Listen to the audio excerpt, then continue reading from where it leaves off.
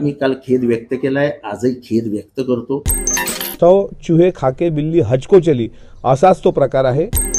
मी रामाला शिव्या दिलेल्या नाही, मी रावणाविषयी वाईट बोललेलो नाही। तो आराध्य आहे, तो पूजनीय आहे, तो श्रद्धेय आहे। त्याच्याबद्दल असलेली, त्यांच्याबद्दल असलेली मनातली श्रद्धा माझी कधीच कमी होणार नाही। की राम लक्ष्मण सीता ही जी कहाणी आहे ना, ती आपल्या आयुष्यात आपल्याला खूप काही शिकवून जाते की भावाचं एकमेकांवर किती प्रेम असावं। इथे तर आजच्या राजकारणामध्ये भाऊ बहिणीला मारतो हेच बघायला मिळतं आपल्याला। तेव्हा मी काल खेद व्यक्त केलाय, आजही खेद व्यक्त करतो। फक्त दररोज चिमटा काढला तर दररोज पुरावे येते, कोणी बोलायचंच नाही, कोणी काही आम्ही सांगतो तेच खरं।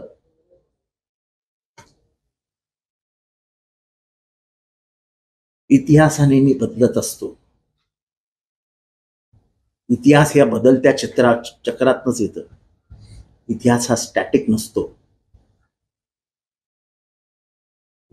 मला जर तुम्ही डिवचलं नसतं तर मी एवढा अभ्यासच केला नसता। असं बरं झालं तुम्ही मला डिवचलं, मी काल 48 तास पुस्तकातच घुसलोय। ते जितेंद्रिय आहेत, म्हणजे त्यांनी नाव फक्त जितेंद्र आहे म्हणून नाही, तर त्यांनी इंद्रियावर ताबा मिळवलेला आहे म्हणून ते ब्रह्मचारी आहेत। अशा पद्धतीचा वाल्मिकी रामायणामध्ये उल्लेख आहे। आणि चुकीच्या पद्धतीनं असं वक्तव्य करून आव्हाडांनी आपली जीभ टाळ्याला लावली। याचे परिणाम इतके गंभीर होतील की राष्ट्रवादी काँग्रेस पार्टी पवारसाहेबाच्या गटाचा पुढे विध्वंस झाल्याशिवाय राहणार नाही। कारण आता हे महाराष्ट्रात वातावरण तापलंय। त्यांनी आज खेद व्यक्त करणं म्हणजे सौ चूहे खाके बिल्ली हजको चली असाच तो प्रकार आहे। शेवटी रामावर त्यांनी जे भाष्य केलं त्यामध्ये महाराष्ट्रात रामभक्त प्रत्येक जण आहे, आपण प्रत्येक जण रामाचा आदर करतो। कोणाला वेगळ्या पद्धतीने मांडायचा असेल राम, कोणाचा राम वेगळा असेल, पण राम हा एक या देशातला कालपुरुष होता, एक आदर्श मर्यादा पुरुषोत्तम पण आपण त्यांना म्हणतो। आणि अशा प्रकारचं वक्तव्य करून त्यांनी फक्त अकलेचे तारे तोडलेत। त्या गोष्टीचा मी निषेध व्यक्त करतो।